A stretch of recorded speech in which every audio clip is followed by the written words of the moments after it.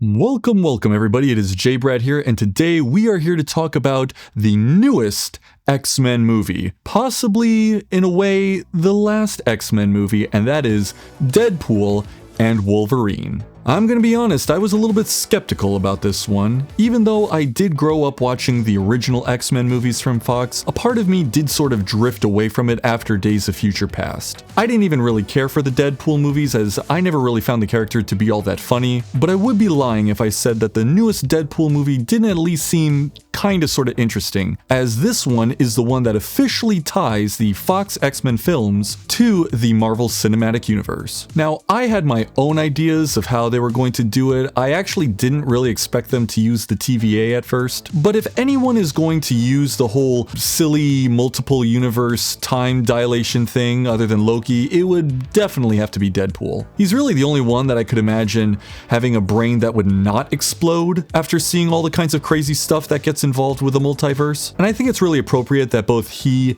and Hugh Jackman's Wolverine are the ones who are going to tie a pretty little bow onto the whole franchise as well. Because if we're being really honest here, Hugh Jackman's Wolverine was most definitely the star of the Fox X-Men films. You know, he was resented for his leading role, but without that leading role, the Fox X-Men films could not survive. And in retrospect, it's probably for the best that his character is the one to sort of kill off the Fox X-Men universe, because while there have been a lot of really fantastic films within this franchise, including what I believe to be some of the best superhero films ever made, there were also a lot of not so good ones. In fact, there were a couple of real stinkers in here. Now, with all of that being said, we have to talk about how the Marvel Cinematic Universe is going to actually handle the inclusion of mutants going forward. This is something that fans have been waiting a very long time for, along with the Fantastic Four, and Secret Wars, and Blade, and New Warriors. But even with all of the Deadpool and Wolverine shenanigans that happened in the movie,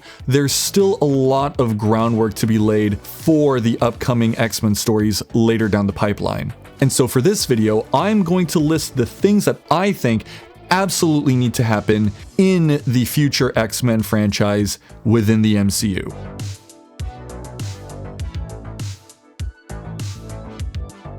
Number 1, the mutants should be the result of the blip. I think that the blip, being the single most important thing to happen in the MCU, would be the perfect catalyst for introducing the X gene into humanity. It's bad enough that we don't really have any stories within the MCU about life during the blip, and all of the stories that sort of acknowledge it afterwards sort of gloss over it. Or worse, just play it for laughs. But hey, having the blip be the thing that causes the X gene to occur in humanity would actually be extremely easy. All you would have to do is simply have all the people who were dusted away by the snap simply get trapped inside the Soul Stone, and then while all of those souls throughout the universe were trapped inside, you would have probably some of them crossing through each other or mixing together in such a way that once those souls return back after the blip, then you know what, maybe they now have extra powers inside of them that they didn't have previously. Or hey, you know, some just simply have the X gene and then they just simply become carriers and pass those down to later generations. This is all my fault. Actually, they discovered that males are the ones who carry the mutant gene and pass it on, so it's his fault.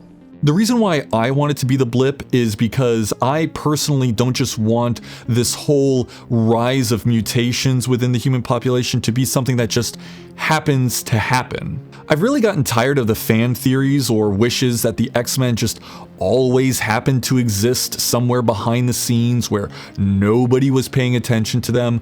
I personally think that sort of breaks the previously established world building within the MCU. Like, you mean to tell me that Iron Man and Nick Fury and everybody else wouldn't have figured that out? Now, I know what you're thinking. You're thinking, hey, if all of these characters didn't develop their powers until at most half a decade ago, then doesn't that mean that a very large portion, if not virtually all of the X-Men would have to have all of their backstories greatly altered? And in particular, Professor X, Wolverine, Magneto, etc. Well, yeah, but I think it would create a very, very fresh opportunity to explore the nature of mutants and the X-Men's relationship to humanity if they all sort of showed up at the same time when all of humanity was still trying to heal from the great cataclysm that was the blip. And it would certainly feel a lot more believable than a lot of the other crazy X-Men stories that have been going on lately, like the whole Krakoa bullshit. And of course, this wouldn't take away from the fact that all of the older characters who would now be discovering their powers later in life would still take it upon themselves to teach younger mutants on how to use their powers, because that's more of a personality and values thing rather than just simply a powers thing. Let's start with Professor X, for example. This would give us a much easier way to have him be portrayed as a more flawed human being as he has been in the comics, whereas when he was played by Patrick Stewart, he was presented as a much more kindly figure. They didn't do that as much with James McAvoy. Fuck off. But this way we're getting, like I said, a much more fresh take on a character who has had a sort of a chaotic portrayal up until this point. And then you got Wolverine, he doesn't have to be 200 years old in order for him to get inducted into the Weapon X program. That can still be a secret Canadian government thing that turns a whole bunch of mutants into what are ostensibly super soldiers. And Magneto, forget about it. I also think that having it being tied into the blip would also create an interesting conflict for the Avengers, which I'll get into later. Number 2, have lots and lots of New Mutants. And I don't simply mean the New Mutants as in the official iconic New Mutants team. You see, as much as we all love Cyclops, Jean Grey, Wolverine, Storm, Gambit, etc., because all of these characters are discovering their powers together, I think that because these characters are already so well known that we don't really need to know their backstories that well, we can instead focus on other characters that within the Fox X-Men films didn't really receive that much spotlight or any real character arcs to speak of. Of course, you could always have a First Class, although I'd prefer it not to be the original First Class because I think that set of powers that they had was not nearly dynamic or exciting enough. But we would also need to have a lot of, newer, younger mutants, especially ones that were from the 90s or 2000s. Like, I want to see some of the weirder ones, like Marrow or Zorn, Chamber, Maggot, Indra, Dust, Anole, or Rockslide, Lifeguard, Selene, DJ, Dryad, Spectre. Characters that have very unique powers and looks to them that up until this point only the diehard fans would know. Of course, before we get to those though, we would definitely want to have more B-listers like Kitty Pryde, Colossus, Nightcrawler, and you could make the whole thing about different generations. You'd have the First Class, who are all of the teachers and professors. Then below that, you would have the next group to come in. It would kind of be like Harry Potter in a way. My ideal scenario would be for each of the teacher characters to have a specific class of kids that they specifically watch over because they would all have similar power sets. So for example, Cyclops would stick with all of the kids who have energy-based weapons, Emma Frost would deal with all the telepaths, Beast would have all of the more freakishly appearing mutants, whereas Storm would have the elemental-powered ones. It would kind of be like guilds in a fantasy RPG, you have the Warriors Guild, the Mages Guild, etc. And like maybe on each mission, you would have one adult and like several students from each team, and so every episode when they have to go out and solve a conflict, it's like a very, very different team dynamic each and every time. Number 3, locations, locations, locations. This one is very, very simple and quick. Basically, if you're going to be having characters from all over the world, you have to go all over the world. I don't just want them all showing up at Xavier's and then just saying, hey, we got people from Japan, from Brazil, from Germany, etc. No, you have the X-Men go to different places around the world. They meet people from around the world. They do sort of, I guess you could say, diplomatic missions across the world. They're not just recruiting recruiting kids and taking them under their wing, but while they're there, they can then sort of teach the people who are there, hey, listen, we are mutants, we're the good guys, we're going to help this kid who's here or this adult who's here, we're going to stop any bad guys who are there. In fact, since you have a lot of bad guys from around the world, you can then like knock two birds with one stone by just having like one of each appear in each episode. Number 4, the Fox movies were mostly right about the costumes. Now, when it comes to translating superhero costumes to the screen, I've had very mixed experiences to say the least. Some turn out fantastic, and others, some simply do not age well. If you're going to be translating costumes from the 40s and 60s, or even the 70s, 80s, or 90s. In all fairness, I've also had a lot of frustration with costumes that try to modernize by just simply putting a lot of lines that were not previously on the costumes before, or they try to suddenly make everything all tactical when they didn't need to be. And then there are some times when they just take costumes that were costumes in the comics and then they just make them into regular average clothes in the movie. And I get it, but that's not that fun either. The Fox X-Men movies actually have a very unique place in this timeline of superhero costuming, because what they did was they just basically started from scratch. Instead of having the super colorful costumes, they just went with all black leather. And then they graduated to having characters have uniquely colored piping, which I thought was a very, very good touch, or some would have sleeves or no sleeves. Do we really have to wear these? And then later on, they would then experiment with new matching outfits versus really unique outfits at the end. But this didn't really materialize into anything because they didn't continue with the Betweequel films. Now, like I alluded to, the black leather costumes were, in my opinion, the best route to go with at the time, and to an extent, still kind of are. Except this time, because we have had more types of costumes on screen for different companies, whether they be Marvel, DC, or even others, I think this time you can still sort of embody that idea that they are all united together in terms of them all being on the same team, but you can still play around a little bit more this time with giving them unique outfits. So for example, Scott, Cyclops, can have an outfit that was very similar to his costume in Grant Morrison's new X-Men, insofar as he had this sort of puffy jacket, but I would take it a step further and make it like a varsity Letterman jacket, because he's the captain, right? He's the team captain. You could have Wolverine wear the leather jacket, but he always wears it open with like a wife beater and his dog tags hanging out. Maybe Iceman can wear an outfit that's like a snowboarder look. Gambit could wear something that's sort of like the normal uniform, but he would wear like a shabby trench coat over it, maybe like a purple bandana or a hat or something. And of course, you would give Jubilee something that is extremely yellow and or extremely pink. In fact, the previous X-Men films gave me a very fantastic idea,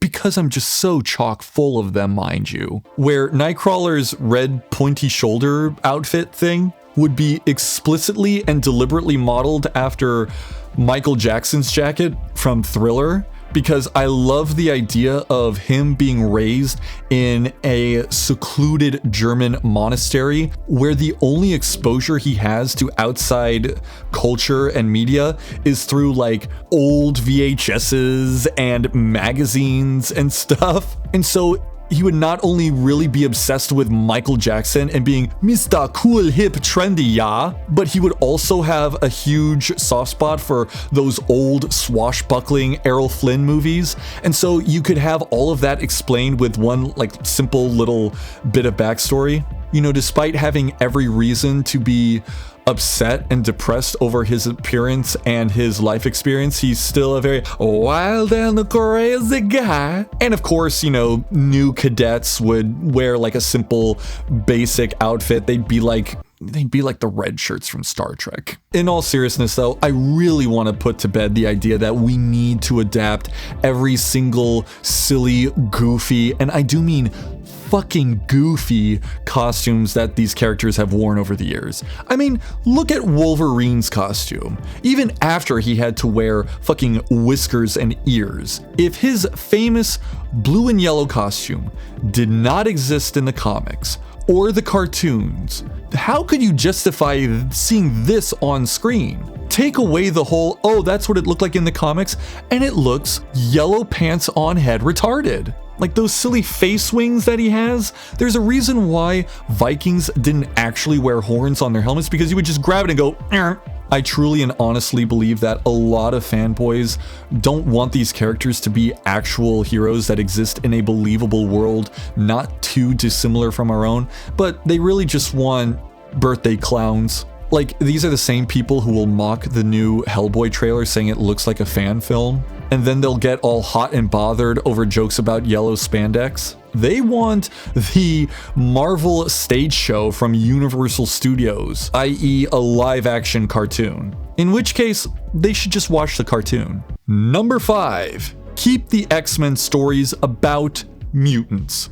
Please. Now, this is another thing that's always bugged me about the X-Men comics, and it's one of the reasons why I could never really get into them. It's this constant need to entangle the X-Men into various cosmic and interdimensional conflicts. I always feel a bit annoyed and dismayed when I see all of these stories, ones that people want to have adapted into film, involving the X-Men traveling through outer space, because part of what I find interesting about the mutants is the fact that there are so many of them, and that there are new ones popping up all of the time, and that they need to be reached out to, or possibly be trained, or worse yet, policed. And because there are so many of them, every moment spent off-world or in outer space or traveling through time or whatever feels like a complete and total waste of what limited span of screen time you have. I know I said that I want the story of the mutation gene to be a result of the blip, and that sounds like it means I want to include aliens, but I don't, because we already have characters specifically designated for this. We've got Captain Marvel, we've got the Guardians of the Galaxy, we've got SHIELD, Sword, we've got the Nova Corps. For magic stuff, you've got friggin' Doctor Strange and the Midnight Suns. So when I see things like the Shi'ar, or the Brood, or Gladiator, or Mojo, I think there's no reason for characters like freaking Nightcrawler to be here. They shouldn't be halfway across the galaxy. They should be staying in their lane. I mean, if anything, the whole idea behind Mojo and Battle Planet or whatever sounds like the perfect plot to a Guardians of the Galaxy movie. Or another good example, the Juggernaut. I remember being little and seeing the Juggernaut and knowing exactly what he was meant to be. He is a trope known as a dragon. He is there for characters like Magneto or Mr. Sinister to point at, say, hey, smash that, and he goes and smashes that. But then I learned about him actually being like Xavier's half-brother, and that he wasn't really a mutant, but he was an archaeologist who discovered this magical crystal that was possessed by a space bug, and this gave him the power to run into walls extra hard. I mean, if this guy's powers are based off of magic, then why isn't he a villain for, like, I don't know, Black Knight or something? I mean, Solomon Grundy didn't start out as a Batman villain. He was a Green Lantern villain. And I mean like the original Green Lantern. But nowadays, everyone just associates him with Batman because he's a big giant zombie guy. So he's spooky. I mean, in theory, shouldn't Magneto be primarily an Iron Man villain? Why do we need to overcomplicate all of this so much? Why do we need to make the X-Men less special by having them do the exact same stuff that the Avengers and Guardians of the Galaxy are doing? Which brings me to my next point. Number 6. The X-Men are not the Avengers.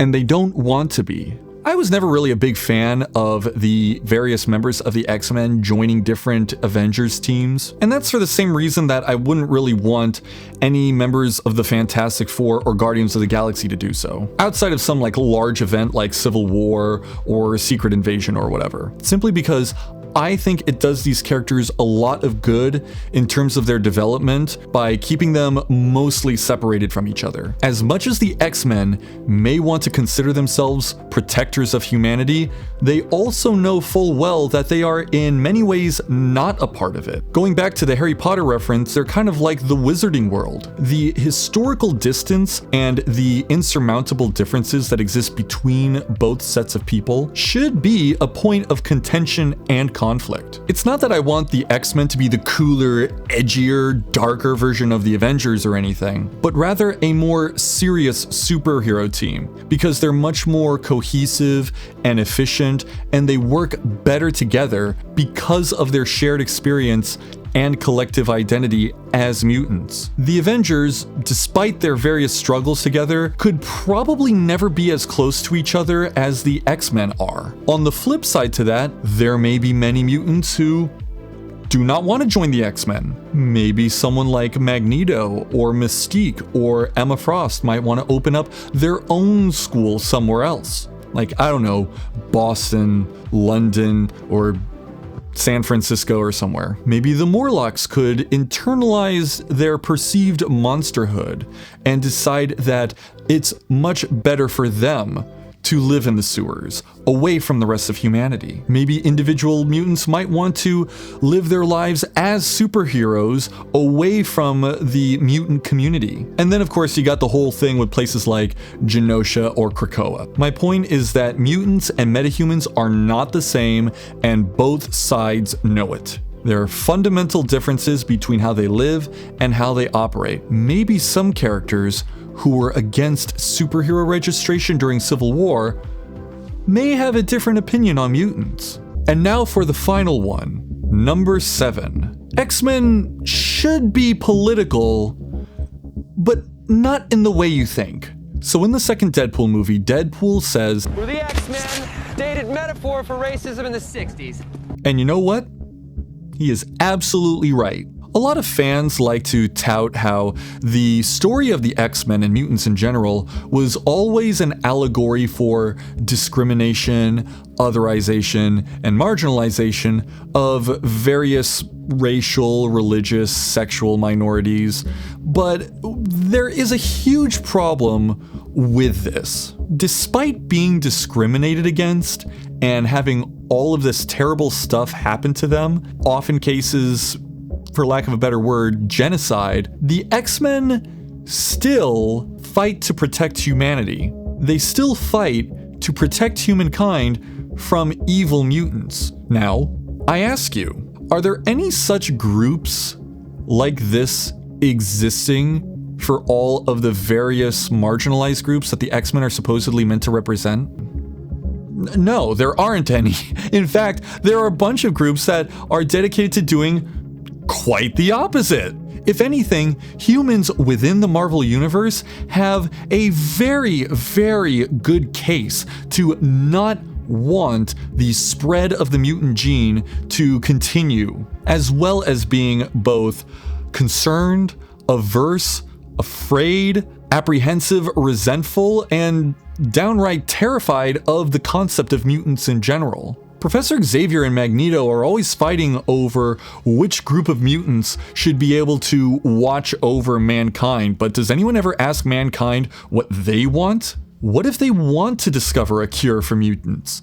Why shouldn't they be allowed to pursue that? I mean, during Morrison's run, there was this idea that they would form their own subculture, but that doesn't really track because they aren't any sort of unified group outside of the fact that they all have mutations, which vary wildly from mutant to mutant. So no, I don't buy the whole idea of mutants being looked at as cool, because there would just be way too many horror stories of people who got the shortest possible end of the stick in terms of what mutations they could get. You would probably see a very large amount of suicides related to people who discovered they had mutant powers. Basically what I'm saying is that the whole existence of mutants on the planet Earth would be an absolute nightmare, second only to the existence of invading aliens. So yes, I do think that politics should be allowed in the story of the X-Men. But you can't pretend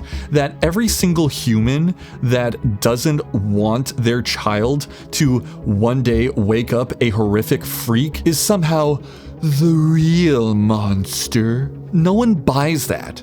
Because if that happened in real life, everyone would sympathize with the one father who had to put down his child because they became a creature that could not function within human society. I think if anything, if it's going to be an allegory for a real world event, it should be COVID. Like more so than the AIDS epidemic. Because you could have like a fetish for getting AIDS.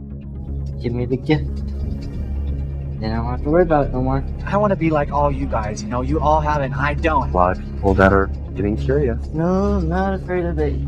The virus has become eroticized. It used to be something very negative. It's now something that defines them or makes them different. Conversion parties that happen where people advertise to become infected. Like, yeah, you would have quarantines, not concentration camps. I mean, you hear a lot of people say that X-Men comics have always been woke.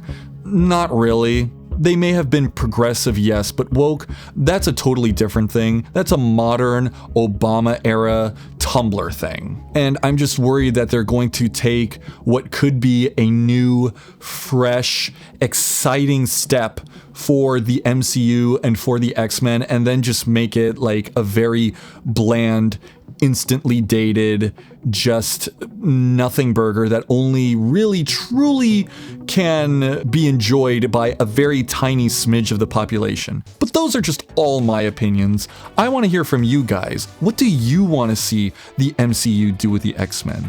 I would love to hear in the comments down below. And if you enjoyed this video and want to see more like this, please head over to Patreon where you can contribute as low as $1 a month and thus help me make more videos more often. All patrons enter for a shout out at the end of each video, and this video's shout out is Fungool.